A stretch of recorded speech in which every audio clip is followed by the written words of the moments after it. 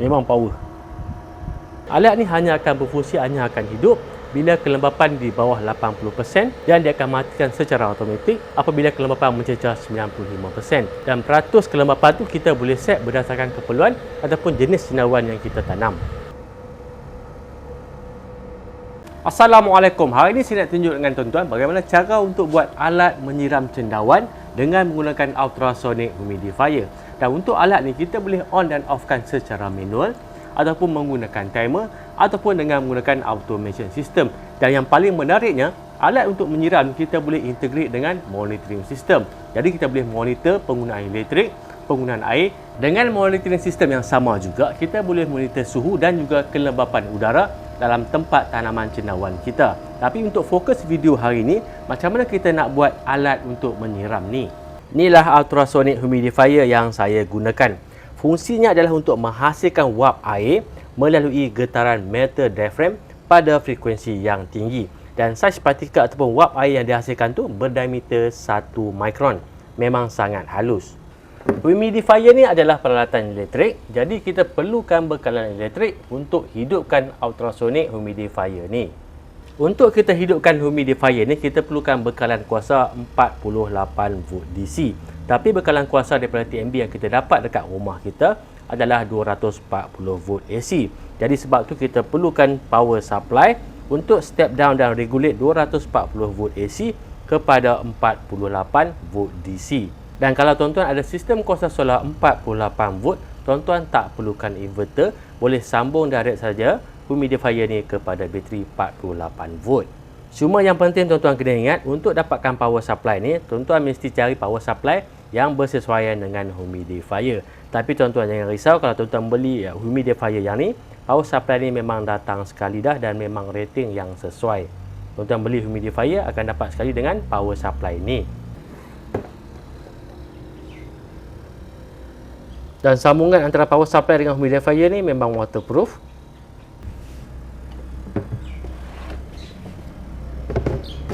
Saya akan masukkan air dan saya akan demo kepada tuan-tuan macam mana humidifier ni berfungsi.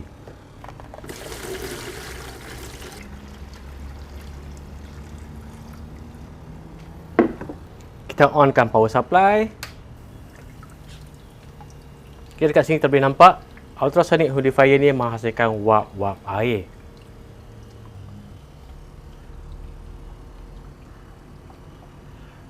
Untuk humidifier ni sebenarnya dia perlukan ketinggian ataupun aras air yang sesuai. Jadi saya akan tunjuk kepada tuan-tuan apa yang akan jadi kalau aras air dalam bekas ni terlampau tinggi.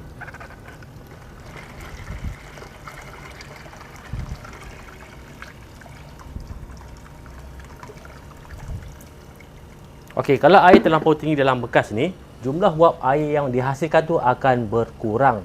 Jadi sebab itulah penting kalau tuan-tuan nak beli humidifier ni, beli humidifier yang ada sekali dengan float.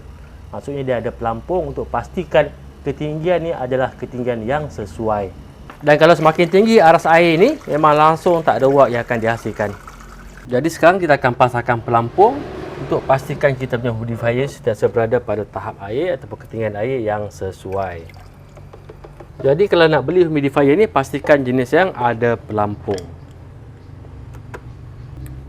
Untuk pasangkan pelampung ni pun mudah saja. Ada 4 skru dan skru pun ada sekali lah.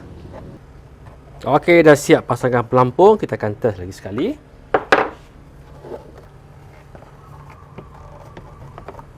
Tapi bekas ni agak terlalu kecil. Tapi cukuplah untuk demo ni. Kita cuba onkan. Okey, dah keluar wap air. Jadi sekarang ni bila kita gunakan pelampung ni, kita dah tak ada masalah. Ketinggian air macam mana pun, dia tetap akan mengeluarkan wap air. Dan kalau kita ambil humidifier ni, letak dalam tasik pun dia tetap akan mengeluarkan wap air juga. Semasa menghasilkan wap air, humidifier ni juga akan menghasilkan percikan air macam ni. Jadi adalah lebih sesuai kita gunakan bekas ataupun tangki yang lebih tinggi.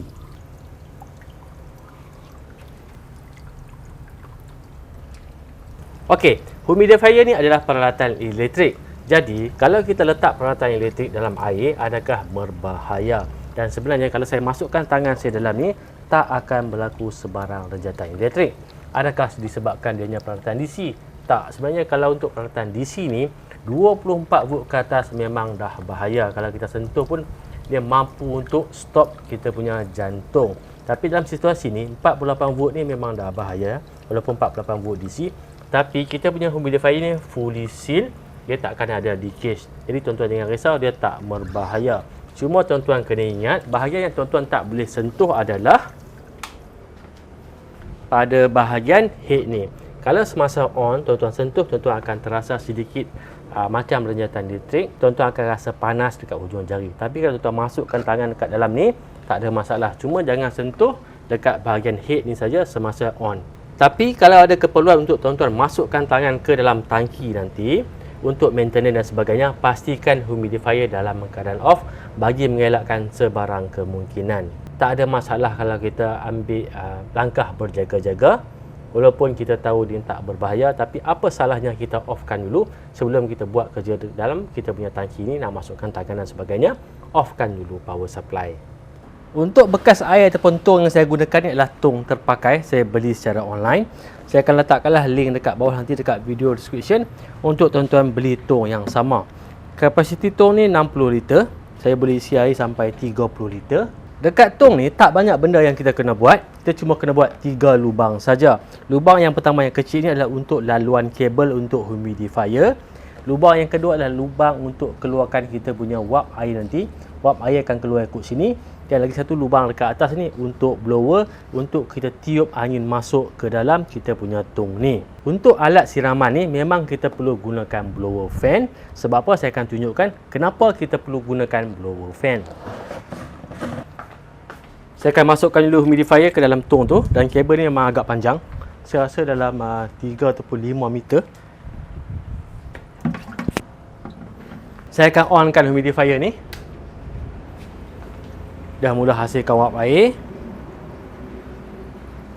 Untuk sistem siraman ni, walaupun kita dah onkan humidifier dan dah hasilkan wap yang banyak, tapi wap air ni takkan keluar. Sebab dia perlukan angin untuk tiup wap ni keluar. Sebab itulah kita perlukan blower.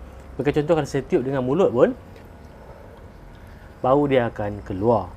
Saya akan ubah dulu laluan keluar untuk kabel humidifier ni. Dan pada laluan kabel keluar ni, saya gunakan kabel gland. Lubang pada kabel gland ni agak besar, jadi apa yang saya buat, saya balut sedikit tip hitam pada kabel supaya lebih ketat. Dan dekat bahagian lubang ni memang kena betul-betul ketat, sebab kita tak nak nanti wap tu akan keluar melalui lubang ni. Bila kita dah on ni, kita akan nampak wap air akan terhasil, tapi yang keluar ni terlampau sedikit dan perlahan saja. Jadi sebab itulah kita perlukan blower untuk tiup semua wap air ni keluar melalui lubang ni. Untuk kita keluarkan wap air ni, kita perlukan DC blower fan. Bila kita pasangkan pada blower ni, barulah wap ni akan keluar. Jadi sekarang saya akan ceritakan dengan lebih lanjut tentang DC blower fan ni dan apa kelebihan DC blower ni berbanding dengan yang lain. Blower yang saya gunakan ni adalah DC blower fan. Kalau kita nak bandingkan dari segi keselamatan antara DC dan juga AC, DC ni lebih selamat. DC ni voltage cuma 12 volt. Kalau AC gunakan 240 volt, lebih tinggi, lebih bahaya. Lebih-lebih lagi kalau pemasangan kita ni adalah pada tempat yang dekat dengan air, dekat tangki tadi. Dan untuk DC fan ni kita perlukan power supply. Dan power supply ni dia ada sekali dengan regulator. Maksudnya kita boleh kontrol kelajuan blower ni. Ini memang sangat penting. Walaupun blower fan ni power tak tinggi, power dia cuma 6 watt saja. Kalau kita ada regulator ni, kita boleh kontrol kelajuan angin yang akan masuk ke dalam kita punya tangki. Dan secara tak langsung kita boleh jimatkan penggunaan elektrik. Diameter lubang pada blower ni 3 inci, jadi kita boleh terus buat sambungan kepada pipe UPVC 3 inci. Untuk tuan-tuan dapatkan blower dan juga humidifier tadi, tuan-tuan boleh tengok link dekat bawah dekat video description. Saya letakkan link untuk tuan-tuan beli kedua-duanya. Untuk pasangkan blower ni pada tong tadi, apa yang saya buat? Saya ambil penutup tong tu, saya tebuk lubang dan saya sambungkan kepada fitting pipe UPVC 3 inci ni. Dan untuk dapatkan fitting ni, saya akan letakkan link juga dekat bawah dekat video description. Apa yang saya buat, saya cuma tebuk lubang, dan dekat fitting ni memang ada lubang. Saya gunakan bowl dan nut untuk lekatkan fitting ni pada penutup tong tadi. Dan untuk elakkan daripada wap air tadi keluar dekat bahagian sini, saya letakkan silikon pada bahagian dalam dan juga pada bahagian luar dekat sini. Ini mudah saja tuan-tuan. Tebuk saja lubang dekat penutup tong ni, kemudian pasangkan fitting UPVC ni, letak bowl dan nut. Simple saja. Dan saiz fitting ni adalah 3 inci sebab kita akan gunakan dengan pipe UPVC 3 inci kita akan pasangkan dekat sini. Itu saja. Dan untuk laluan wap air keluar pada tong pun sama juga. Apa yang saya buat, saya tebuk lubang pada tong dan saya sambungkan kepada fitting. Tapi kali ini saya gunakan UPVC 2 inci, lebih kecil berbanding yang tadi. Sama saja step, tebuk lubang dan pasangkan fitting pipe UPVC ni. Dan inilah laluan untuk wap air keluar. Dan saya letakkan sedikit silikon untuk pastikan tak ada kebocoran. Itu saja. Sebenarnya untuk alat ni kita ada pilihan, sama ada tuan-tuan nak pasang macam ni, yang mana sini bahagian output dan sini bahagian udara masuk, ataupun tuan-tuan nak buat bahagian output ni dekat sini pun boleh. Maksudnya blower kita akan pasang pada bahagian sini. Kalau tuan-tuan nak jadikan ni bahagian output, ini bahagian untuk sambungan pada blower, apa yang tuan-tuan boleh buat? Tuan-tuan boleh gunakan reducer pipe UPVC ni daripada 3 inci kepada 2 inci, kita sambungkan pada bahagian sini dan blower kita letak dekat sini. Ini pun boleh juga. Okey, humidifier saya dah on kan, jadi kita cuba untuk set up macam ni. Yang ni akan jadi output dan blower kita pasangkan pada bahagian sini.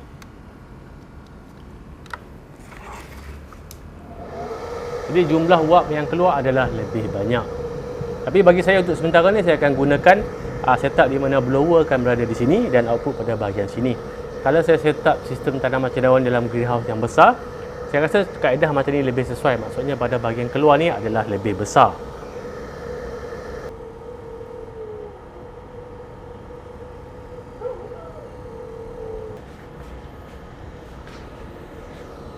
Wap yang keluar ni adalah wap air yang lembap. Jadi kalau kita letak tangan kita dekat atas ni untuk tempoh yang lama, tangan kita akan basah. Dan untuk alat siraman ni, kita tak akan on selama 24 jam setiap hari. Dan macam saya cakap di awal tadi, kita ada 3 pilihan untuk on dan off kan kita punya alat ni. Yang pertama secara manual, kita on sendiri dan kita off sendiri. Yang kedua kita gunakan timer. Dan yang ketiga kita gunakan automation system. Dan untuk automation system ni adalah berdasarkan suhu dan juga kelembapan. Bagi saya lebih rekomenkan tuan-tuan gunakan sistem automation berbanding menggunakan timer. Sebab bila kita gunakan timer ni, dia adalah berdasarkan masa. Dan dia tak ambil kira sama ada masa tu tengah panas ke, tengah hujan pun, dan bila dah sampai masanya, dia akan hidup. Dekat situ akan berlaku pembaziran dan mungkin juga tanaman cendawan kita akan mengalami kelembapan yang terlebih tinggi ataupun yang terlampau. Sebab bila keadaan hujan, udara memang dah lembap, kita tambah pula dengan humidifier ni, so kelembapan adalah terlampau tinggi. Dan pada masa yang sama kita membazirkan penggunaan elektrik. Tentang penggunaan elektrik, untuk humidifier ni, untuk seed head humidifier ni, maksimum power adalah 180 watt dan untuk blower fan tadi cuma 6 watt saja. Semakin kerap dan lama humidifier ini berjalan, semakin banyak tenaga elektrik yang kita gunakan dan bil kita akan menjadi semakin tinggi. Jadi kalau kita gunakan sistem automation, alat ni hanya akan berfungsi, hanya akan hidup bila kelembapan di bawah 80% dan dia akan matikan secara automatik apabila kelembapan mencecah 95%. Dan peratus kelembapan tu kita boleh set berdasarkan keperluan ataupun jenis cendawan yang kita tanam. Jadi dengan menggunakan automation adalah lebih baik. Yang pertama untuk mengelakkan berlaku kelembapan yang terlampau tinggi, dan yang kedua boleh menjimatkan penggunaan elektrik dan juga boleh memanjangkan jangka hayat kita punya humidifier ni. Untuk humidifier ni, maksimum running time untuk satu humidifier ni adalah 6000 jam. Jadi kalau kita jarang gunakan, benda ni akan bertahan lebih lama. Jadi kalau kita gunakan automation, yang pertama kita boleh elakkan pembaziran elektrik, kita boleh elakkan kelembapan yang melampau dan kita boleh panjangkan hayat humidifier kita. Okey, inilah setup saya buat masa ni untuk sistem tanaman cendawan ni. Dan saya punya alat untuk menyiram ni ada dekat sebelah sini, dan untuk bahagian output ni saya sambungkan kepada flexible hose 2 inci sebab saya punya blower ada dekat atas ni. Dan macam saya tunjuk tadi, kedudukan blower dan juga output ni kita boleh ubah, sama ada letak blower dekat sini ataupun blower dekat atas. Buat masa ni saya letak blower pada bahagian atas dan output ni 2 inci saya sambung kepada flexible hose, sambung dekat pipe sini dan akan masuk ke dalam setiap tempat tanaman ni. Saya gunakan styrofoam box. Tapi kalau untuk tempat tanaman yang lebih besar, contoh tuan-tuan buat tanaman cendawan dalam greenhouse, saya rasa lebih sesuai blower dekat sini dan kita punya output dekat bahagian sini lah. Sebab kita perlukan output yang lebih besar, nak cover tempat yang lebih besar. Contoh greenhouse, mungkin tuan-tuan boleh gunakan greenhouse 2x3 ataupun yang lebih besar lah. Target saya nak cari yang greenhouse lebar 2 meter, panjang 3 meter dan tinggi 2 meter.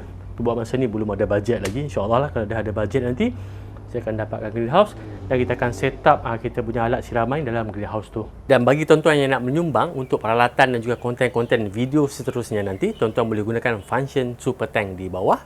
Untuk siraman secara manual mudah saja, kita pasangkan plug untuk kita punya humidifier dan kita punya blower fan.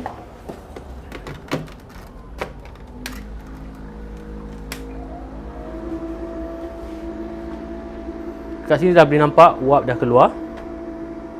Dan untuk kaedah macam ni kita kena on dan offkan secara manual lah. Inilah gambaran ya. Yang saya gunakan ni 6 head humidifier, sebenarnya memang agak besar lah. Saya rasa kalau untuk sebuah greenhouse pun kita masih lagi boleh gunakan yang 6 head ni. Untuk keadaan sekarang memang nampak macam overkill lah, terlampau besar sangat. Tapi alang-alang nak beli, kita beli yang besar sikit. Bila kita nak besarkan tempat tanaman cendawan kita, dah tak ada masalah. Kita boleh gunakan humidifier yang sama saja, tak payah beli 2 kali. Dan untuk on dan off ni saya gunakan automation system. Tapi berdasarkan pemerhatian saya, biasanya dia hanya akan on selama kadang-kadang dalam 30 saat atau 40 saat saja. Bila dah sampai 90% kelembapan, dia akan cut off. Jadi kita boleh jimatkan penggunaan elektrik lah. Penjimatan ni memang penting. Sekarang ni bila kita start dengan sistem yang kecil, tak banyak mungkin kita rasa macam alah, kos tak tinggi sangat. Tapi bila kita sistem tanaman kita semakin besar, kita dah kena ambil berat tentang penjimatan. Jadi lebih elok daripada mula lagi kita dah fikirkan, kita dah ambil berat tentang penjimatan ni. Bila kita nak komersialkan nanti, tak ada masalah dah. Sebenarnya dalam pertanian, dalam peternakan ni, kadang-kadang kita kena think out of the box. Kita jangan terlalu terikat sangat dengan cara yang biasa yang digunakan oleh orang lain. Kita kena cuba, kita kena kaji sendiri. Dan itulah akan jadi sumber kekuatan kita nak bandingkan dengan orang yang lain. Kalau kita pun ikut cara yang sama, kaedah yang sama yang orang lain buat, kita tak ada kekuatan. Dan kalau industri yang kita cuba tu mengalami masalah, kita pun akan hadapi masalah yang sama. Tapi kalau kita ada cara yang lebih baik untuk asasi setiap masalah dalam industri itu, apa yang jadi pada industri itu pun kita masih lagi dapat bertahan. Sebagai contoh dalam ternakan ikan air tawar, ramai pentanak yang terpaksa berhenti mentanak sebab harga pelet harga dedak ikan mahal, yang mana menyebabkan kos operasi semakin tinggi dan tak untung lagi nak bela ikan air tawar ni. Tapi sebenarnya ada kaedah untuk menurunkan kos harga makanan ataupun harga makanan ternakan ni, dan ada juga solusi yang 100% percuma. Maksudnya tuan-tuan boleh bela ikan air tawar dengan sumber makanan untuk ikan yang percuma. Dan sebenarnya dekat channel ni pun pernah saya share macam mana tuan-tuan nak hasilkan makanan untuk ternakan, dan tuan-tuan tak payah nak beli lagi pellet, tak payah lagi nak beli dedak, dan secara tak langsung tuan-tuan boleh menurunkan kos operasi penternakan tu. Sama juga dengan cendawan ni. Sebelum ni mungkin tuan-tuan perlukan pekerja untuk siram cendawan hari-hari, ataupun tuan-tuan gunakan sistem siraman yang banyak menggunakan air. Jadi dengan kaedah macam ni, kita boleh menjimatkan penggunaan air dan juga penggunaan elektrik, sebab sistem ni hanya akan running bila perlu saja. Bila kelembapan semakin rendah, baru dia akan hidup. Bila kelembapan dah mencecah 90 ataupun 95%, automatik dia akan mati. Jadi dalam pertanian, dalam peternakan ni, kita jangan hanya ikut ataupun hanya follow template yang sedia ada saja. Kita kena kreatif, kita kena cari cara alternatif. Katakanlah sekarang ni kita dah buat tanaman cendawan secara besar-besaran, secara komersial. Tiba-tiba tarif elektrik naik tinggi.